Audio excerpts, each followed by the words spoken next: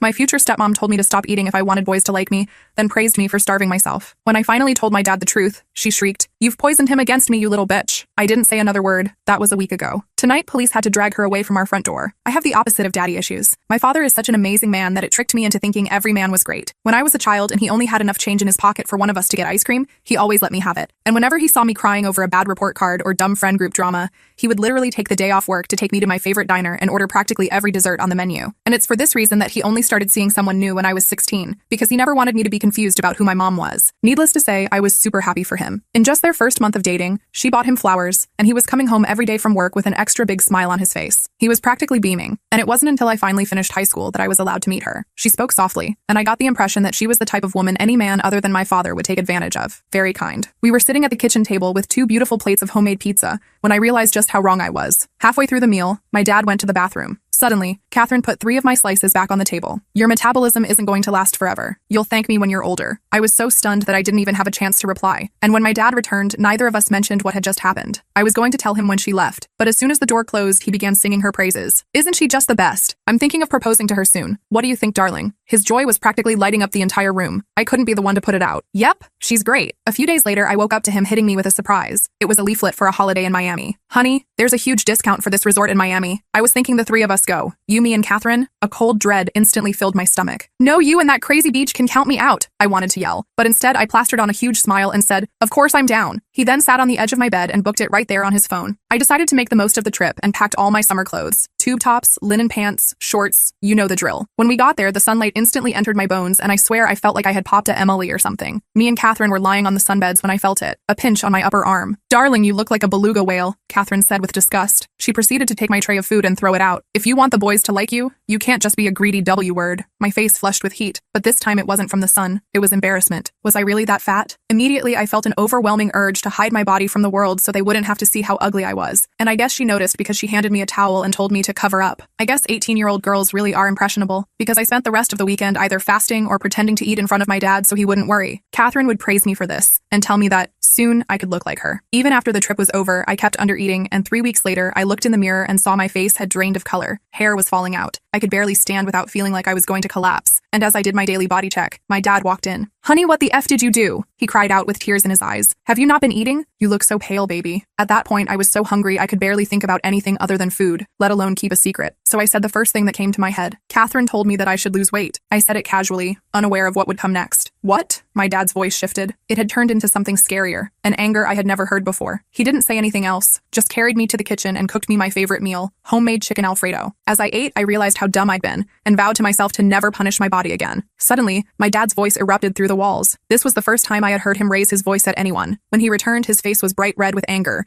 and I discovered Catherine was the source of his fury. "We broke up," he said. "Wait, Dad, I don't think she meant to hurt me." "It's not your fault," he interrupted my guilty explanation. "She's an adult, and she should have known better." He then sat beside me, and we spent the rest of the day watching Vampire Diaries, my comfort show, together. So I was right beside him when he got the text. It was a photo from Catherine, an ultrasound. "It's yours, and we can either get back together, or you can say goodbye to your future baby," the message read, the words like a slap across both our faces. I stared at the message, my heart pounding against my ribs so hard I thought it might break through. I quickly replied, asking Tara, a mutual friend who'd introduced them, what she meant by "done this before," a cryptic message she'd sent me earlier that day. Her response came almost immediately, my phone buzzing in my sweaty palm. Catherine faked a pregnancy 2 years ago with her ex, Declan. She even bought fake ultrasound photos online. When he finally demanded she see a doctor with him, she staged a miscarriage. By then, she'd already moved into his house and isolated him from everyone. My hands trembled as I typed back, "How do I know you're telling the truth?" She sent screenshots of old conversations between her and Catherine, discussing the plan to trap Declan in sickening detail. There were even photos of Catherine with a clearly fake baby bump, the kind you could buy online,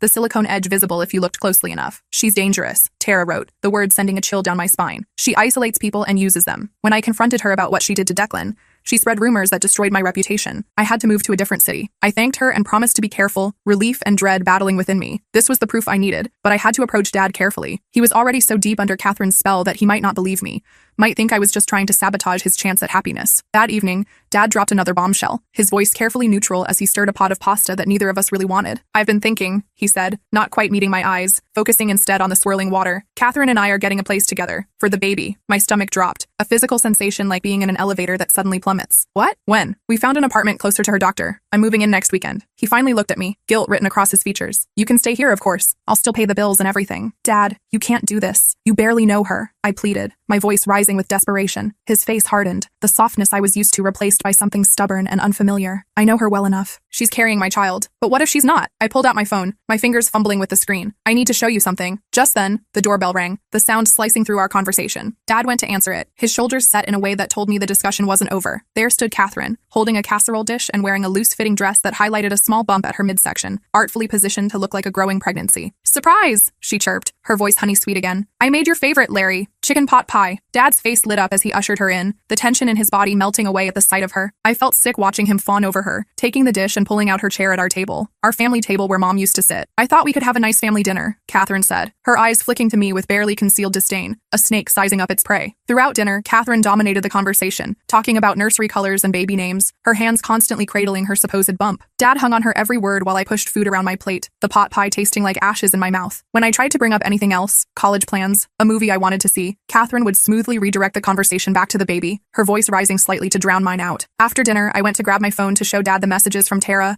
my heart racing with the thought that this might be my chance to break her spell, but it wasn't where I'd left it on the coffee table. I searched everywhere, panic rising with each empty spot, before finally finding it on the kitchen counter, completely reset to factory settings, the evidence gone. "Oh, I found your phone in the bathroom," Catherine said innocently when I confronted her, her eyes wide with practiced concern. "It fell in the sink and got wet, so I tried to dry it out. I guess it must have reset itself." Dad frowned at me, his brow furrowed with disappointment. "Catherine was just trying to help. You should be more careful with your things." I stared at him in disbelief, a stranger wearing my father's face. The man who once took a day off work because I was sad about a bad grade was now scolding me for something I didn't do, choosing to believe this woman he barely knew over his own daughter. That night, I messaged Tara again from my laptop, explaining what had happened, the words pouring out between silent tears. She wasn't surprised. "Classic Catherine move," she wrote back immediately. She did the same thing to Declan's sister when she tried to warn him. The next few weeks were a nightmare straight from the depths of hell. Dad spent most of his time with Catherine, coming home only to grab clothes or check on me, his presence in our house becoming as rare as his genuine smiles. When he was home, he was distracted and irritable, checking his phone constantly for messages from her. Catherine had convinced him I was acting out because I was jealous of the baby, turning my legitimate concerns into childish tantrums in his eyes. The final betrayal came when I overheard Dad on the phone with Aunt Lisa,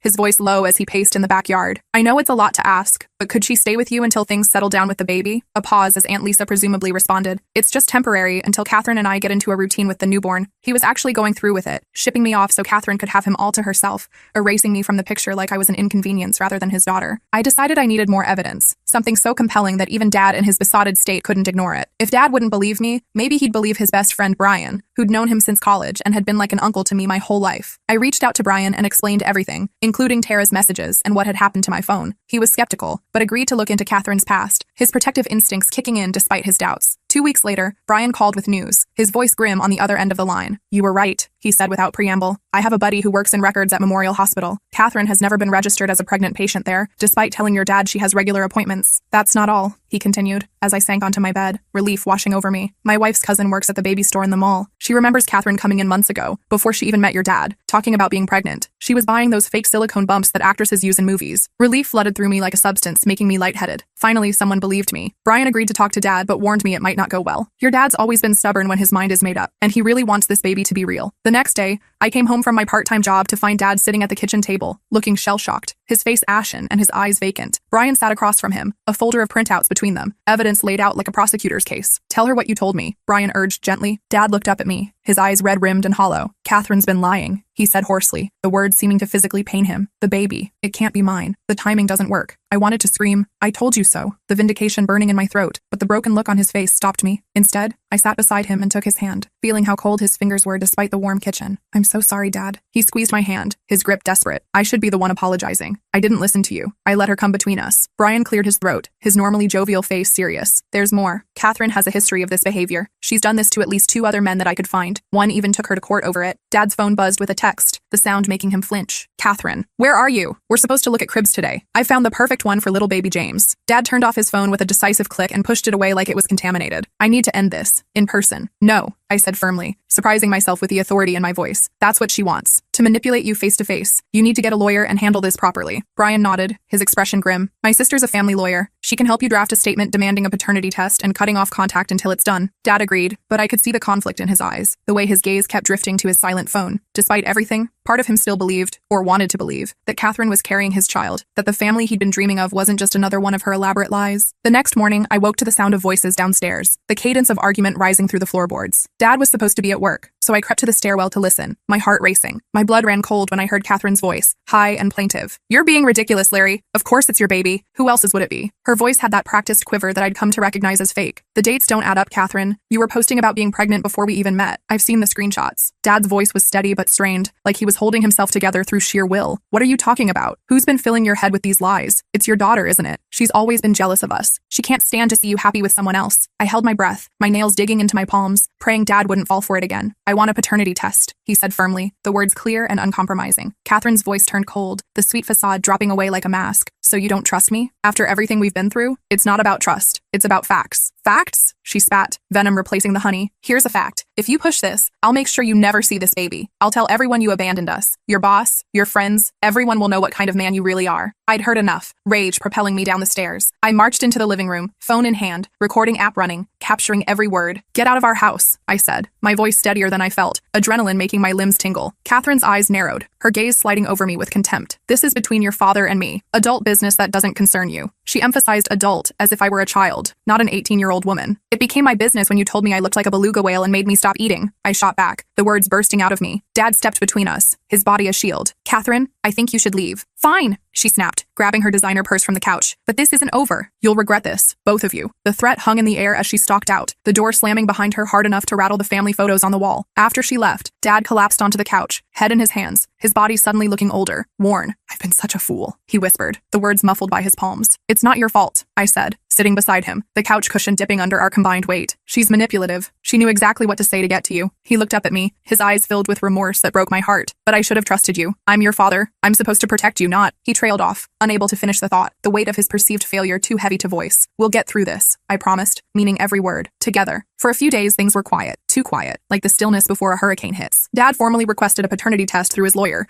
and Catherine responded with a barrage of texts alternating between tearful pleas and vicious threats. Dad didn't respond to any of them, following his lawyer's advice to maintain complete silence. Then the social media attack started, a digital assault that caught us off guard. Catherine posted tearful videos claiming Dad had abandoned her and their unborn child, her makeup artfully smudged to suggest hours of crying. She created a fundraiser for single mothers betrayed by their partners, with her story featured prominently, painting herself as the victim of a heartless man. People we knew started commenting, some taking her side without question, others confused and asking Dad what was going on. Dad refused to engage, following his lawyer's advice to stay silent until the legal process was complete. But I could see how much it was hurting him, the way he'd flinch when his phone buzzed with another notification. The worst part was when Catherine started showing up at my college campus, a stalking campaign that left me constantly looking over my shoulder. I'd see her watching me from her car in the parking lot, or she'd accidentally bump into me in the cafeteria, her body now sporting a more pronounced bump that I knew was fake. "Your dad will come around," she'd say with a cold smile that never reached her eyes. Men always do when a baby's involved, and when he does, you'll be out of the picture for good. I started documenting every encounter, every threat, my phone becoming my weapon, always ready to record. I wasn't going to let her get away with this, wasn't going to let her destroy my father, or push me out of my own family. One evening, Dad and I were having dinner, a quiet meal of takeout Chinese that neither of us was really tasting, when the doorbell rang, the sound making us both freeze mid-bite. It was Catherine looking distraught, mascara streaking down her face in artistic rivers, her hair deliberately mussed. "Please, Larry, I need to talk to you," she sobbed, her voice breaking perfectly. "I'm having complications with the baby. The doctor says I need to reduce stress." Dad hesitated, his kind nature warring with his newfound caution, his hand gripping the doorframe. "Catherine, any communication needs to go through my lawyer. You know that." "Screw your lawyer!" she cried, her voice rising dramatically. "This is about our child." I stepped forward, unable to stay silent in the face of such obvious manipulation. "If you're having complications, you should be at the hospital, not here harassing us." Catherine's eyes flashed with hatred, the mask slipping for a moment to reveal the venom beneath. "You've poisoned him against me, you little bitch. You couldn't stand to see him happy with someone else." "That's enough," Dad said firmly, his voice leaving no room for argument. "You need to leave." "Fine," she hissed, her face contorting with rage. "But remember this moment when you're explaining to your child why you weren't there." The guilt trip hung in the air like poison gas. After she left, Dad called his lawyer to report the incident, his voice steady despite the slight tremor in his hands. The next day, I received a message request on Instagram from an account I didn't recognize, the notification making my stomach clench. It was a photo of me walking to class, clearly taken without my knowledge from behind a tree, with the caption, "Accidents happen to girls who don't mind their own business." The threat was unmistakable, sending ice through my veins. I showed Dad, who immediately called the police, his face white with fury. They took a report but said there wasn't much they could do without more direct evidence of a threat. They suggested I be more aware of my surroundings and consider changing my routines, advice that did nothing to make me feel safer. That night, Dad and I had a serious talk, sitting at the kitchen table where this nightmare had begun with Catherine's homemade pizza. Maybe you should stay with Aunt Lisa for a while, he suggested, his eyes worried, just until this blows over. No, I said firmly, my hands flat on the table. That's what Catherine wants, to separate us. We need to stick together. Dad nodded slowly, a small smile breaking through his worry. You're right, but we need to be careful. Catherine is unpredictable. A few days later, Brian called with news that made my heart race. He'd found a post from Catherine on a private Facebook group for expectant mothers, dated just a week ago, where she mentioned being 20 weeks along. If that was true, the baby couldn't possibly be Dad's. They'd only been together for about 14 weeks before breaking up. Dad's lawyer advised us to proceed carefully. We needed more than just screenshots that Catherine could claim were fake or taken out of context. We needed her to admit the truth, preferably on record where it couldn't be disputed. The opportunity came sooner than expected. Catherine had been posting increasingly desperate updates about fighting for her family, and how some people will do anything to come between a mother and father. She announced she was hosting a small pre-baby gathering at her apartment, and had invited several of Dad's friends and colleagues, a transparent attempt to force his hand. It's a trap, I warned Dad as we read the digital invitation she'd sent to his email. She's trying to publicly embarrass you if you don't show up. Or it's an opportunity, Dad replied thoughtfully, a spark of the strategic thinker I knew returning to his eyes. If we both go, with Brian as backup. We hatched a plan over coffee and leftover pizza. Dad would attend the gathering with Brian, acting conciliatory but non-committal. I would arrive separately, keeping a low profile. Our goal was to get Catherine talking about the pregnancy timeline in front of witnesses, to catch her in a lie so obvious that even her most ardent supporters couldn't ignore it. The day of the gathering arrived, sunny and deceptively cheerful. Dad and Brian went in first while I waited in Brian's wife's car across the street, my stomach in knots. After 20 minutes, I received the text signal and entered the apartment building, my heart pounding with each step up the stairs. Catherine's face when she saw me was priceless, a flash of pure hatred quickly masked by a surprised smile that didn't reach her eyes. Oh, I didn't expect you to come, she said, her voice tight despite the welcoming words. I wouldn't miss it, I said sweetly, matching her fake tone. After all, this is my future half-sibling we're celebrating. The apartment was decorated with pink and blue balloons, and a cake declaring, "Baby Patterson coming soon," sat on the table, the frosting expertly piped. About a dozen people milled around, including several of Dad's co-workers and a few women I didn't recognize, all sipping sparkling cider from plastic champagne flutes. Catherine played the perfect hostess, one hand constantly resting on her slightly protruding belly, the other touching guests' arms as she laughed at their jokes. She'd cornered Dad by the refreshment table, speaking intently while he nodded uncomfortably, trapped between her and the wall. I circulated through the room, recording snippets of conversation on my phone, the device hidden in my hand. Several guests mentioned how excited they were that Catherine was finally having her baby after trying for so long. One woman, who introduced herself as Catherine's cousin Maya, was particularly chatty after a few glasses of wine that definitely weren't cider, her cheeks flushed and her words slightly slurred. Catherine's wanted this for years, she confided, leaning close enough that I could smell the alcohol on her breath. Ever since things fell apart with Declan, she was devastated after that miscarriage. Declan? I asked innocently, feigning ignorance. Was that before my dad? Maya nodded vigorously, her earrings swinging wildly. Oh yes, they were engaged until about 6 months ago. Such a shame how it ended. 6 months ago. Well before Catherine had met my dad at the bookstore where Tara had introduced them. I casually steered the conversation toward the pregnancy, my heart racing with anticipation. So, when is the baby due exactly? Catherine's been so private about the details. Early December, Maya said confidently, counting on her fingers. Catherine's been counting down since she found out in March. March, when Catherine and Dad hadn't even met yet, hadn't even been in the same room together. I thanked Maya and moved away, heart pounding with vindication. This was it, the confirmation we needed, from Catherine's own family member. I texted Dad, December due date, found out in March, get her to confirm. Across the room, I saw Dad check his phone, then nod slightly, his eyes meeting mine briefly before returning to Catherine, who was now showing ultrasound photos to an older couple. As the gathering wound down, Catherine clinked to glass for attention, the sound cutting through the chatter. Thank you all for coming to celebrate our little miracle, she gushed, pulling Dad close to her side, her arms snaking around his waist possessively. As many of you know, this pregnancy has been a blessing after so much heartbreak. Dad smiled stiffly, his discomfort visible only to those who knew him well. Catherine, remind me again, when exactly did we find out about the baby? He asked, his voice casual but clear enough to carry through the now quiet room. A flicker of uncertainty crossed her face, there and gone in an instant. You know, honey, in May. May, Dad repeated, nodding thoughtfully. And the baby's due in December? That's right, she said, her smile faltering slightly as she sensed the trap closing. That's interesting, Dad said conversationally, because that would make you about 20 weeks along now, right? Catherine nodded, clearly unsure where this was going, but unable to deny basic math in front of a room full of people. The thing is, Dad continued, his voice still pleasant but firm, we only dated for 14 weeks before breaking up, so I'm curious how this baby could possibly be mine. The room went silent, the only sound the hum of the refrigerator in the kitchen. Catherine's face flushed red, starting at her neck and creeping upward. You're confused about the dates, she said quickly, her voice higher than usual. We started seeing each other earlier than you remember. No, we didn't, Dad said, certainty in every syllable. And according to your cousin Maya, you found out you were pregnant in March, before we even met. All eyes turned to Maya, who looked mortified, her wineglass frozen halfway to her lips. I might have mixed up the months, she stammered, avoiding Catherine's glare. Catherine's pleasant mask cracked, fracturing like thin ice under too much weight. This is ridiculous. Are you calling me a liar in front of our friends? I'm just trying to understand the timeline, Dad said calmly, his voice steady despite the tension crackling in the air. Because it doesn't add up. Catherine's eyes darted around the room, taking in the confused and suspicious faces of her guests. Then she looked at me, standing quietly in the corner, phone in hand. You, she hissed, recognition dawning. This is all you're doing. She lunged toward me, but Dad stepped between us, his body a shield. Catherine, stop. This isn't about my daughter. This is about the truth. The truth? She laughed bitterly, the sound harsh and unnatural. You want the truth? Fine. The baby isn't yours. It never was. Are you happy now? The confession hung in the air, stunning in its suddenness. Several guests gasped. Someone muttered, I knew it. In fact, Catherine continued,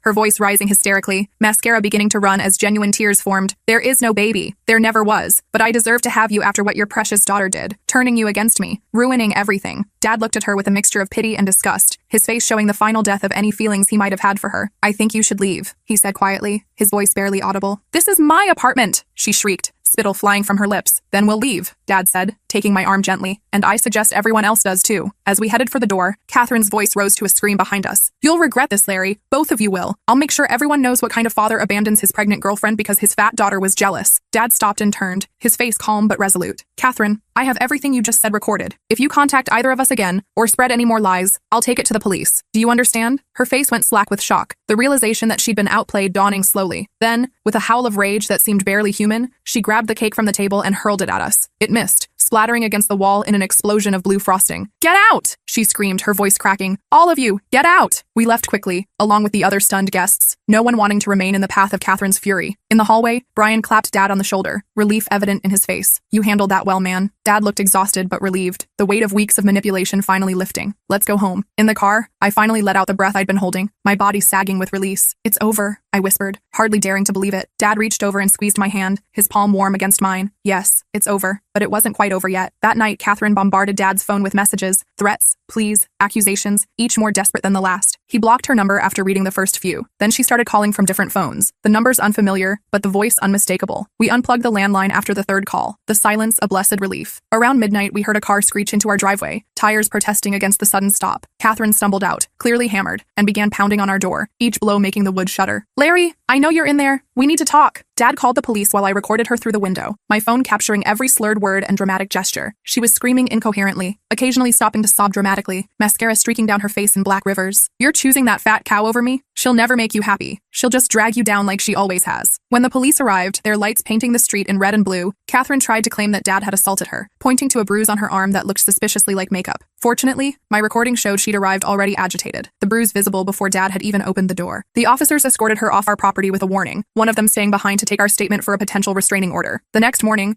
Dad's phone was flooded with messages from friends and colleagues asking what was going on. Catherine had posted a lengthy rant on social media, accusing Dad of terrible things, from abandonment to abuse. But her credibility was shot. Too many people had witnessed her meltdown at the baby shower, had heard her admit there was no baby. Dad's lawyer filed for a restraining order, which was granted based on Catherine's harassment and the threatening message she'd sent me. We later heard through Brian that she'd left town, unable to face the humiliation of being exposed, moving back to her hometown several states away. Slowly, our life returned to normal, the nightmare receding like a tide going out. Dad and I rebuilt our relationship, spending evenings cooking together and watching our favorite shows, the familiar routines healing what Catherine had tried to break. He apologized repeatedly for not believing me, for letting Catherine come between us, his regret evident in every extra scoop of ice cream he brought home, every time he asked about my day, and really listened to the answer. I was so blinded by the idea of having another child, he admitted one night as we sat on the couch watching Vampire Diaries, the familiar drama of Elena and the Salvatore brothers playing out on screen. I think I was trying to recreate our family, to give you a sibling, to make everything perfect again. Dad, you don't need to make anything perfect, I told him, the truth of it settling in my bones. We were already perfect, just you and me. He smiled, tears in his eyes catching the light from the TV. When did you get so wise? I had a good teacher, I said, leaning my head on his shoulder, breathing in the familiar scent of his aftershave. 2 weeks later, on a rainy Saturday morning, Dad surprised me with a stack of pancakes drizzled with real maple syrup and a small wrapped box. What's this for? I asked, fingering the silver ribbon. To make up for missing your birthday celebration, he said, referring to the dinner we'd planned that Catherine had somehow managed to ruin with a conveniently timed emergency. Open it. Inside was a delicate silver necklace with 2 interlocking circles, the metal catching the light from the kitchen window. One for each of us, Dad explained, his voice soft with emotion. To remind you that no matter what happens, it's you and me against the world. I hugged him tight, feeling safer than I had in months, the necklace cool between our pressed bodies. Catherine had nearly destroyed us, had almost succeeded in tearing apart what had always been unbreakable. But in the end, she'd only made our bond stronger, tempered like steel and fire. That afternoon, as we sat in the kitchen making a shopping list for the week, Dad looked up suddenly, his pen pausing mid-word. You know, I've been thinking about what you said, about how you have the opposite of daddy issues. I laughed, remembering my words from what felt like a lifetime ago. Yeah, I hope that's still true, he said seriously, his eyes searching mine. After everything that happened with Catherine, I wouldn't blame you if your view of me had changed. I shook my head firmly, no hesitation in my response. Dad, you made a mistake, but when it counted, you chose me. You believed me. That's what matters. He smiled, relief washing over his face like sunshine after rain. So, chicken Alfredo for dinner? Definitely, I grinned, the memory of that healing meal warm between us. And maybe ice cream for dessert? 2 scoops, he promised, his eyes crinkling at the corners, one for each of us.